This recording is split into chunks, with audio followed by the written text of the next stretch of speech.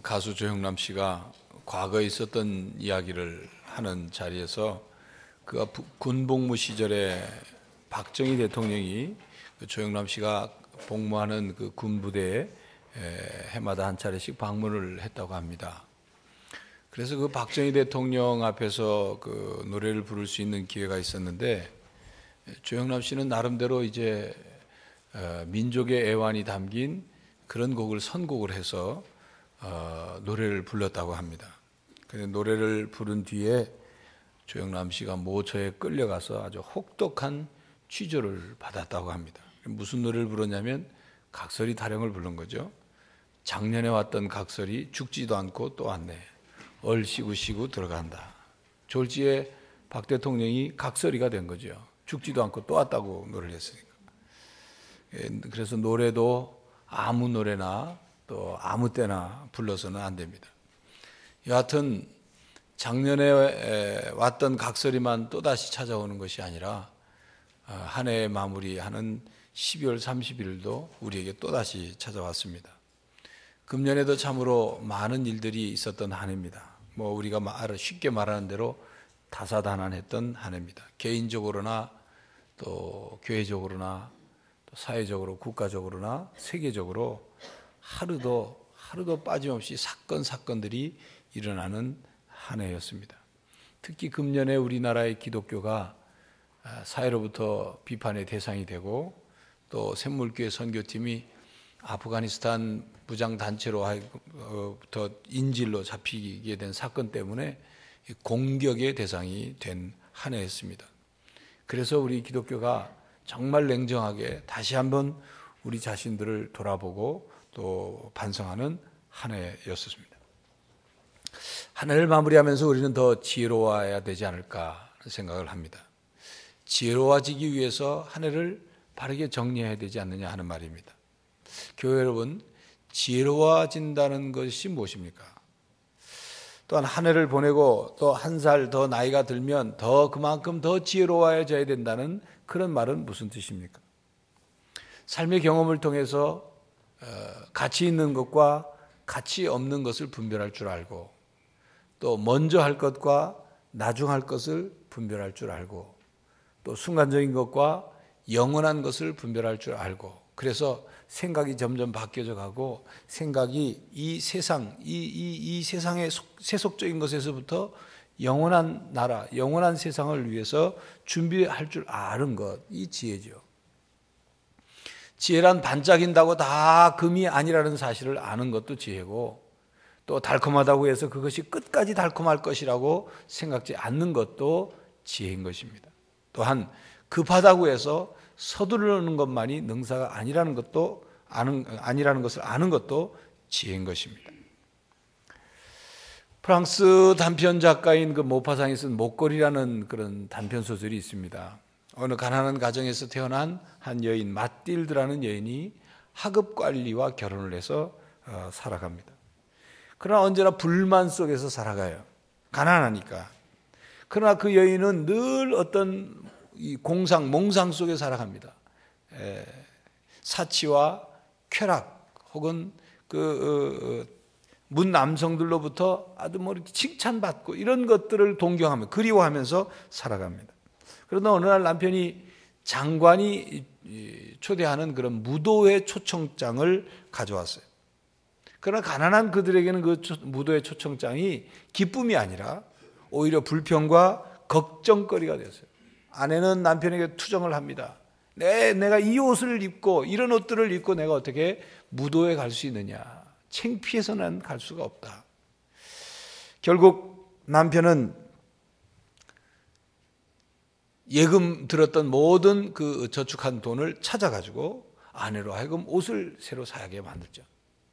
옷을 새로 산 아내는 또 불평을 합니다. 이 옷만 입고 가면 어떡하느냐. 뭔가 좀 보석도 입고 그래야지. 그래서 국리 끝에 부자 친구에게 가서 다이아몬드 목걸이를 빌려가지고 이 무도회에 참석하게 됩니다. 모든 사람들이 이 마틸드라는 여인에게 이목이 집중이 돼요. 너무나도 이 여인은 기분이 좋아서 또 아주 그 화려한 모습으로 춤을 추고 또 모든 온 손님들이 또 춤을 추자고 권유를 하고 장관조차도 이 여인에게 관심을 갖습니다. 그 파티하는 시간 동안 이 여인은 너무나도 행복하고 황홀한 것을 느끼면서 시간을 보냈습니다. 파티가 끝날 무렵에 새벽녘에 집에 돌아왔어요. 아직도 상기된 마음을 주체하지 못하고 자기의 아름다운 모습을 거울에 한 번 더 보기 위해서 거울 앞에 섭니다. 그리고 입고 갔던 옷을 벗으면서 깜짝 놀라 비명을 지릅니다. 왜냐하면 목걸이가 없어진 것입니다. 목걸이 잃어버린 거예요. 다이아몬드 목걸이를. 그래서 결국 이 부부는 고민을 하게 됩니다. 어떻게 이 일을 해결할 수 있을까? 결국은 고민 끝에 그 보석과 똑같은 다이아몬드 목걸이를 사서 돌려주기로 하고 집에 있는 모든 재산을 정리하고 집을 저당 잡히고 많은 빚을 얻어서 친구가 눈치 못 채게 똑같은 다이아몬드 목걸이를 사다 주었습니다. 그리고 그 진 빚을 갚기 위해서 10년이라는 세월 동안 말로 할 수 없는 온갖 고생을 다 감내하면서 삽니다. 이제 그녀는 10년이라는 세월 동안 너무 고생해서 젊고 아름다운 모습은 다 사라지고 이제는 너무나도 늙은 모습만 되었어요.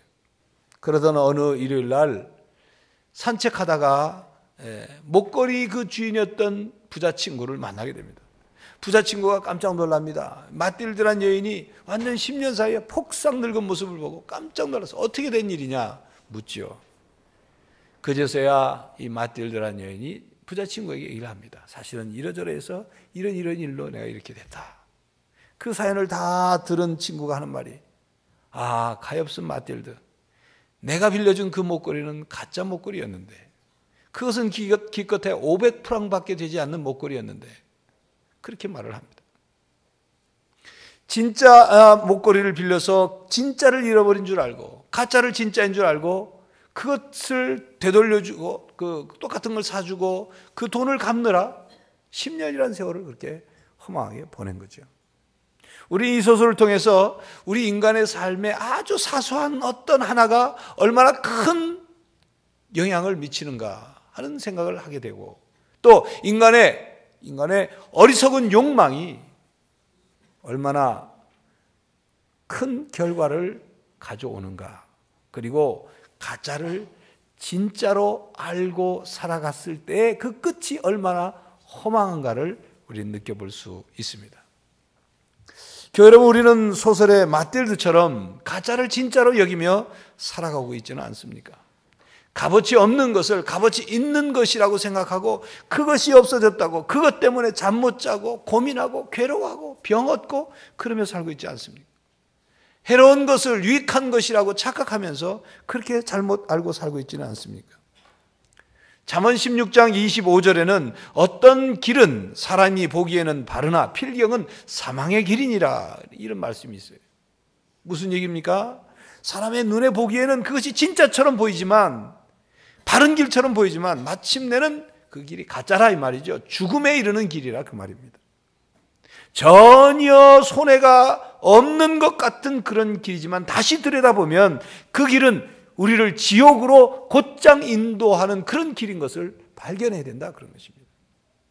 그러니 진짜와 가짜를 분별하라는 말이죠. 해로운 것과 유익한 것을 분별하면서 살아라, 그런 말씀입니다. 오늘 본문 말씀, 그러나 무엇이든지 내게 유익하던 것을 내가 그리스도를 위하여 다 해로 여길 뿐더러 또한 모든 것을 해로 여김은 내 주 그리스도 예수를 아는 지식이 가장 고상하기 때문이라. 내가 그를 위하여 모든 것을 잃어버리고 배설물로 여김은 그리스도를 얻고 그 안에서 발견되려 함이니. 바로 이 말씀. 이 말씀은 사도 바울이 무엇이 자신의 인생에 해로운 것인지 무엇이 자신의 인생에 유익한 것인지를 깨달은 말씀이죠. 7절에 보면 유익하던 것을 내가 그리스도를 위하여 다 해로 여겼다. 이 말씀에 유익이라는 단어와 해라는 단어는 상업 용어입니다. 수익과 손실이라는 그런 뜻을 가지고 있는 상업 용어입니다. 바울은 지금 회계사처럼 자기 인생을 돌아보면서 손익을 계산해 보았다. 수입란을 보고 또 지출란을 본 거죠. 그래서 무엇이 진정한 수익이고 무엇이 진정한 지출이고 손해였는지를 계산해 본 겁니다. 그래서 그동안 자기가 자랑했던 육체적인 자랑, 혈통적인 자랑, 자신의 학벌, 또 자신의 소유, 과거의 자랑거리, 과거에 중요하다고 여겼던 바로 그것들, 그리고 과거에 자기가 의지했던 모든 것들이 오히려 나에게는 해가 되고 유익이 되지 않다는 것을 깨닫게 된 것입니다. 그리고 그리스도의 진리를 품고 사는 것이 무엇인지, 그리고 그리스도를 섬기는 것에 무엇이 해로운 것인지를 분별하게 된 거죠. 그 해로운 것이라고 여겨지는 것들에 대해서 8절에는 그것을 배설물처럼 여겼다. 여러분, 배설물이 뭔지 아시죠? 오물덩어리, 사람의 몸에서 나온 배설물들, 혹은 축제 때의 음식 쓰레기, 이런 것들을 배설물, 이 배설물이라고 하는 단어 속에 담겨져 있는 뜻입니다. 진정 나에게 유익한 것이 무엇인지를 바로 아는 것, 그것이 내가 땀 흘리고 수고한 수고가 헛되지 않게 되는 거죠. 진정 무엇이 나에게 유익한 것인가를 분별할 줄 아는 지혜가 바로 우리들의 삶에 필요하다, 그 말입니다. 바울에게 유익되는 것은 바로 예수 그리스도뿐이다. 예수 그리스도를 알아가는 것, 그 지식이 가장 고상하고 가장 소중한 것이라, 그렇게 말씀하고 있습니다. 그래서 이것만이 바울에게 가장 고귀한 것이고, 그래서 그리스도를 위한 삶, 영원한 하나님 나라를 위한 삶을 살아가기로 소망하였다는 말씀입니다. 오늘 말씀은 인생의 진정으로 유익한 것과 손해되는 것을 분별하며 살아라는 그런 뜻이 담겨져 있어요. 그래서 그걸 한번 적어보라는 것입니다. 무엇이 나에게 유익하고 무엇이 나에게 손해를 가져오는가를 적어보고, 그 적은 것을 가지고 손익계산서를 작성해 보라는 말씀이기도 합니다. 교회 여러분, 한 해를 돌아보면서 손익계산서를 작성해 보셨습니까? 여러분, 손익계산서란 일반적으로 어느 기업에서 한 일정한 기간 동안 이 수익과 또 지출, 또 이익된 것과 또 나간 것, 이런 것들을 대비시켜서 해당한 그 기간 동안 순이익을 계산해 보는 거죠. 그래서 그것을 작성한 것을 우리는 손익계산서라 말합니다. 기업뿐만이 아니라 우리들도, 우리 개인 가정이나 우리 개인이 손익계산서를 만들어 볼 수가 있어요. 교회 여러분, 여러분의 한 해의 삶을 평가해 볼 때 손익계산서에 어떻게 기록될 것 같습니까? 모든 것에 다 순이익이 발생했다면 얼마나 좋겠습니까?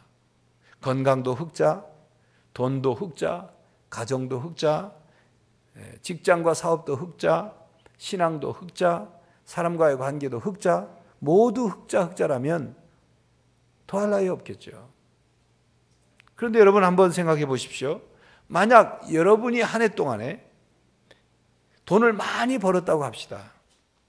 그런데 돈을 버느라고 부부가 너무 바쁜 나머지 자녀들을 돌볼 시간이 없어서 자녀에게 문제가 생기고 가정의 화목이 깨졌다면 그건 한 해의 손익계산서를 뭐라고 기록해야 할 것 같습니까?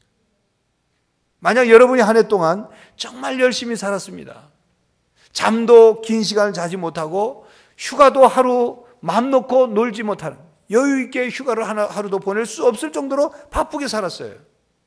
그런데 만약 건강을 잃어버렸다면 여러분의 한 해의 손익계산서엔 뭐라고 기록해야 하겠습니까?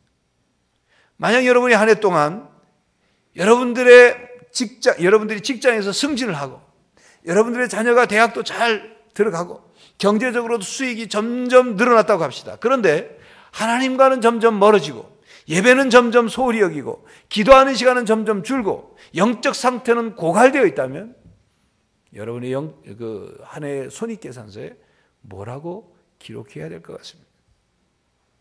진정한 유익과 이익이 무엇이냐, 그 말입니다. 여러분은 요셉의 이야기를 잘 아실 겁니다. 요셉은 어렸을 때 형들의 미움을 받아서 애굽으로 팔려갔습니다. 손익계산서상에는 그 당시 요셉의 인생에는 적자예요. 손해본 마이너스 인생이 된 거죠.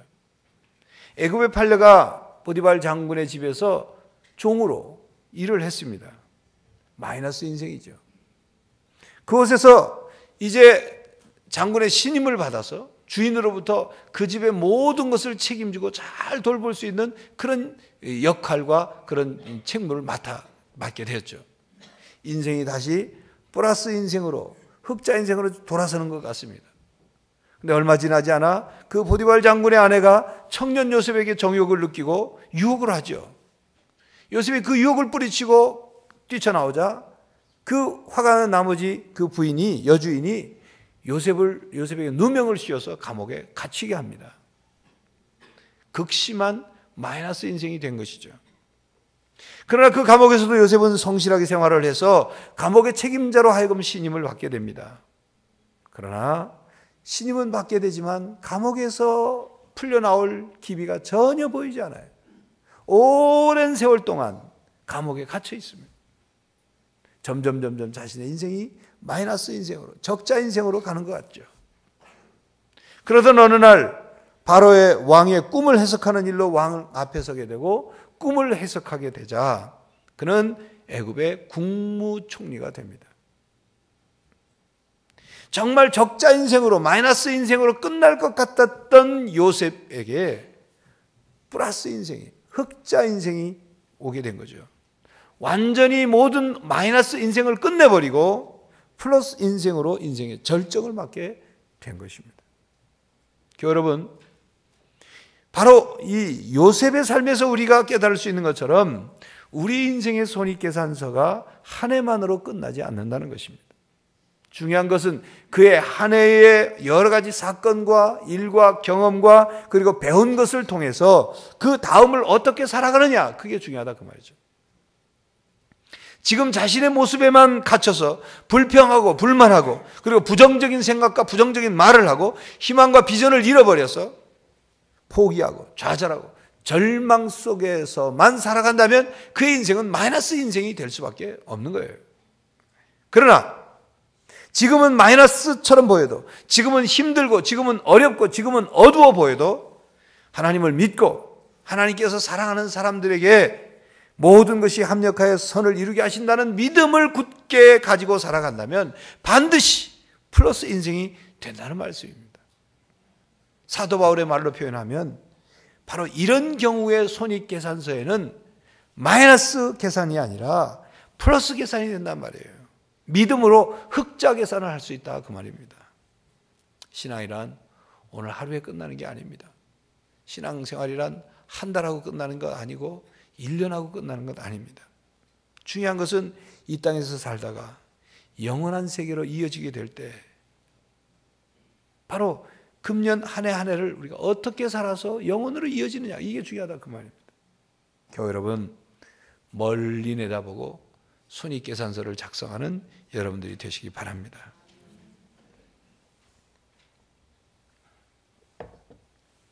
교회 여러분, 혹시 여러분들은 예수님께 점점 더 가까이 가는 것, 예수님을 더욱 깊이 섬기는 것, 이것이 좀 부담스럽지 않습니까?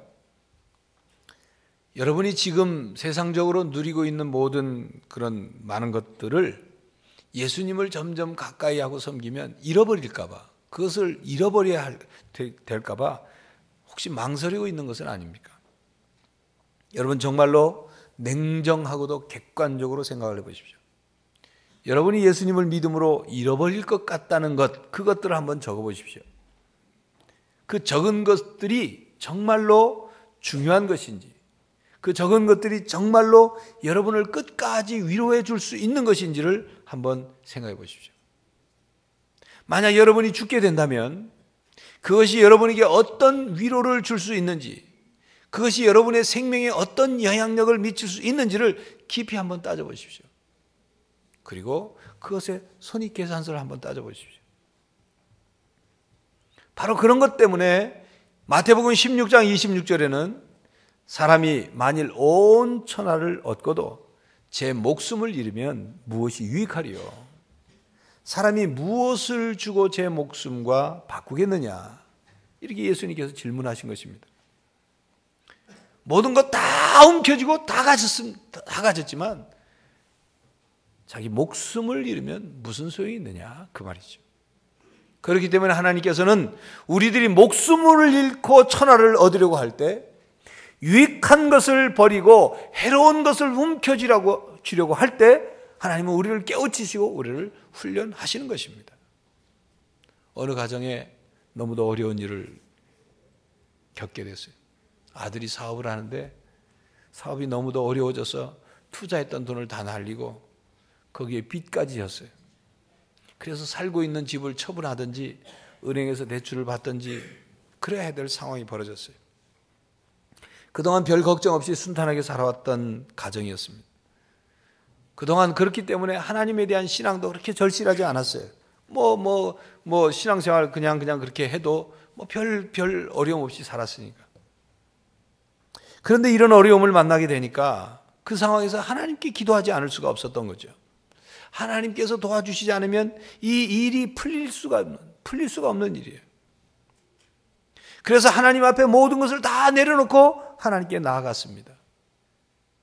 그 일을 겪으면서 삶의 불안이라는 것이 뭔지, 인생에 실현하는 것이 뭔지, 진정한 신앙의 힘이 무엇인지, 전적으로 하나님을 믿고 의지하는 것이 무엇인지, 그래서 하나님을 전적으로 믿고 맡겼을 때 하나님께서 어떤 평안과 어떤 도움과 어떤 능력을 주시는지를 체험하게 된 거죠. 경제적으로는 많은 것을 잃었지만 인생 수업을 하게 된 것입니다. 수업료가 많이 들어갔지만 그 대신 하나님에 대한 믿음을 얻게 된 거죠. 지난 12월 초에 안성에 있는 사랑의 교회 수양관에서 알파코스 수련회를 참석했을 때 이제 그룹별로 대화하는 시간이 많이 있었습니다. 제가 속한 그룹에 이 목사님이라는 하는 분이 그런 얘기를 해요. 자기 아버지가 목사인데 자기는 목사가 되고 싶지 않아가지고 학교 졸업하자마자 돈을 벌려고 애를 썼대요. 돈이 잘 벌렸다는 거예요. 잘 벌렸대. 어느 순간 하나님이 훅 하고 바람을 부니까 돈이 다 날아가더라. 다 사라지더래, 돈이. 그 얘기를 하니까 마주 앉은 박 목사님이란 분도 빙그레 웃으면서 그런 얘기를. 자기도 재개발 지구에 집이 있어가지고 땅이 좀 넓은 땅이 있었대요. 그래서 재개발하면서 이 땅값이 오르니까 돈이 얼마나 많이 있어. 그 돈 움켜쥐고 뭔가 좀 할 수 있겠다 싶었는데 하나님이 또 후 부르니까 다 날아갔더래. 하나님께서 모든 만물의 주인이시고 우리의 재물 또한 하나님께서 주인이시며 하나님께서 허락해 주셔야 내가 그 재물을 사용할 수 있다는 것을 깨닫는 것, 이것은 무엇보다 중요합니다. 신앙생활에서 하나님이 내 삶의 주인 되신다, 하나님이 모든 것의 주인 되신다는 사실을 깨닫는 것은 아주 중요하고 핵심적인 것입니다. 이것을 깨닫는 데 들어가는 인생의 시간과 돈과 에너지를 일컬어서 인생 수업료라 그러는 거예요. 신앙 수업료라고 부르는 것입니다. 그런데 이런 일들을 겪을 때 내가 인생 수업료를 지금 지불하고 있구나를 빨리 깨달을수록 좋은 거예요. 그걸 깨닫지 못하는 사람은 얼만큼 더 큰 대가를 치러야 할지 그 걱정이 되는 겁니다. 어떤 분은 돈으로 수업료를 그렇게 내기도 하고 어떤 분은 건강의 문제를 겪으면서 인생 수업료를 내기도 합니다. 어떤 사람은 가정의 문제로 자녀의 문제로 수업료를 내기도 하고 어떤 분은 직장과 사업의 어려운 일도 수업료를 내요.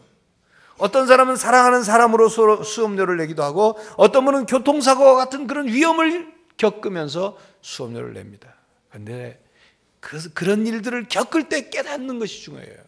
깨닫고 돌이키는 것, 그것을 통해 무엇을 배울 것인가 배우고 깨닫는 것이 중요한데 깨닫지 못하면 마냥 그 속에서 허우적거리면 수업료는 더 지불돼야 하는 것입니다. 교회 여러분, 인생 수업료를 거창하게 내기 전에 빨리 깨닫는 여러분들이 되시기 바랍니다. 그리고 수업료 들어간 것에 대해서는 적자로 계산하지 마시고 투자는 적자가 아니지 않습니까? 흑자로 계산하는 여러분이 되시기 바랍니다. 신앙은 위치가 아니라 방향입니다. 신앙은 과거가 아니라 미래를 향한 현재가 중요한 것입니다. 신앙생활은 무엇을 했느냐가 보다 앞으로 어떻게 변화되어 가느냐, 그게 중요한 것입니다. 내가 지금 서 있는 곳, 이곳이 중요한 것이 아니라 내가 지금 어느 방향을 향해서 서 있고 그 방향으로 가고 있느냐 하는 것이 중요한 것입니다. 그래서 인생의 마지막 날을 맞을 때 어떤 모습이 되었느냐, 어떤 인생을 살았느냐가 중요한 것이죠. 하나님 앞에 서서 심판받을 때 부활의 몸으로 하나님 나라에 들어가야 할 그때 하나님의 자녀로서 얼마만큼 하나님을 닮은 모습이 되었느냐, 예수 그리스도의 형상을 회복했느냐, 그게 중요하다 그 말입니다. 그래서 사도 바울은 오늘 본문 말씀 이후에 12, 13, 14절에 이런 말씀하죠. 내가 이미 얻었다 함도 아니요 온전히 이루었다 함도 아니라 오직 내가 그리스도 예수께 잡힌 바 된 그것을 잡으려고 달려가노라.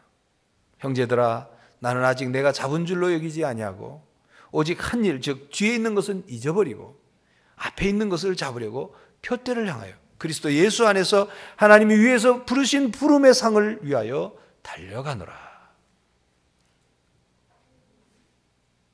손에 난 것 같은 그것에 집착하여 연연하여 뒤돌아보지 않고 나를 유익하게 하는 것, 나에게 도움되고 나에게 덕을 세우는 것, 바로 하나님이 원하시는 그것을 향하여 날마다 앞을 향해 달려간다, 이렇게 고백하고 있습니다. 교회 여러분, 한 해를 정리하면서 2007년 한 해 동안 어떤 일로 몹시 창피를 당하거나 곤욕을 치루었는데, 그러나 그 일로 인해서 자기 자신에게서 교만이 빠져나갔다면, 그러면 여러분 손익계산서의 흑자입니다. 어떤 일로 인해서 돈을 많이 손해보았는데 그 일로 여러분의 허영과 사치가 사라졌다면 손익계산서의 흑자입니다. 내가 말한 그 말이 실수로 인해서, 말실수로 인해서 곤욕을 치루했는데 그 일로 인해서 나의 언어 생활이 달라졌다면 그것은 여러분 손익계산서의 흑자입니다. 내가 건강의 어려움을 겪었는데 그 일로 인해서 내 건강과 생명이 하나님의 손에 달렸다는 것을 철저히 깨달았다면 그러면 손익계산서의 흑자입니다. 자녀의 문제로 몹시 힘들었던 한 해였는데 그 일로 인하여 부모의 눈물의 기도를 하나님이 반드시 들어주신다는 것과, 그리고 더욱 하나님께 기도할 수밖에 없다는 것을 철저히 경험하게 되었다면 여러분 손익계산서의 흑자입니다. 사랑하는 사람에게 상처를 입고 가까이 있던 사람들마저 멀어졌는데 그 일로 사랑하는 일이 얼마나 힘들고 어렵다는 것인 줄 알고 나를 그렇게 사랑하신 예수 그리스도의 사랑을 깨달아 그를 용서해 주었다면 그것은 여러분 손익계산서의 흑자입니다. 동분서주하고 발버둥쳐 보았는데도 한 해 동안 이룬 것이 아무것도 없어 지칠 대로 지쳐있지만, 그러나 그 일로 인해서 기도하지 않고는 내 힘으로는 아무것도 이룰 수 없다는 것을 깨닫게 되고 기도가 더욱더 절실한 기도가 되었다면 여러분 손익계산서의 흑자입니다. 고난은 있었지만 주님의 사랑을 더욱 깊이 체험했다면 손익계산서의 흑자라, 그 말입니다. 해로운 것을 잃어버리고 유익한 것, 덕을 세우는 것을 얻었으니 손익계산서가 흑자계산서라, 그 말입니다. 다윗은 자신의 인생을 돌아보면서 시편 39편 5절 이하에 이렇게 말씀합니다. 사람은 그가 든든히 서 있는 때에도 진실로 모두가 허사뿐이니이다. 진실로 각 사람은 그림자같이 다니고 헛된 일로 소란하며 재물을 쌓으나 누가 취할는지 거둘는지 알지 못하나이다. 주여, 이제 내가 무엇을 바라리요? 나의 소망은 주께 있나이다. 바쁘게 살고 돈도 열심히 벌으려고 하고 위로 돈 점점 더 올라가려고 모든 노력을 기울이지만 그러나 소망은 하나님께 있다는 것을 고백하고 있습니다. 그래서 여러분들 2007년 한 해의 결론은, 우리가 내릴 결론은 바로 이겁니다. 예수님만이 나의 희망이요, 예수님만이 나의 위로자이시고 예수님만이 내 인생의 길이요 진리요 생명이라는 것. 그렇게 주 예수보다도 더 귀한 것이 내 삶에 없습니다. 사도 바울의 고백처럼 예수 그리스도를 아는 지식이 가장 고상하고 그것이 나에게 유익이 됩니다. 만약 한 해를 돌아보면서 내가 여러 가지 잃어버린 것, 건강이든 돈이든 여러 가지 잃어버린 것이 있지만, 그러나 그럼에도 불구하고 그것 때문에 예수님을 더욱 알아가게 됐다면, 예수님의 사랑을 더 깨닫게 됐다면, 예수님에 대한 믿음을 더욱더 분명히 얻게 되었다면 그것은 흑자로 기록이 남을 손익계산서라 그 말입니다. 여러분, 예수 그리스도를 아는 그 가장 고상한 지식을 더욱 알아가고 그리스도의 사랑을 날마다 경험하고 그리스도의 진리의 말씀을 품고 산다면, 그래서 금년에 깨닫고 경험하고 훈련된 것으로 2008년을 믿음의 눈을 떠서 맞이한다면 여러분의 손익계산서에는 흑자신앙으로 기록이 될 것입니다. 교회 여러분, 예수님 안에서 해로운 것, 버릴 것을 버리고 믿음으로 유익한 것을 취하는 지혜로운 성도들이 되시기를 간절히 바랍니다. 기도하겠습니다.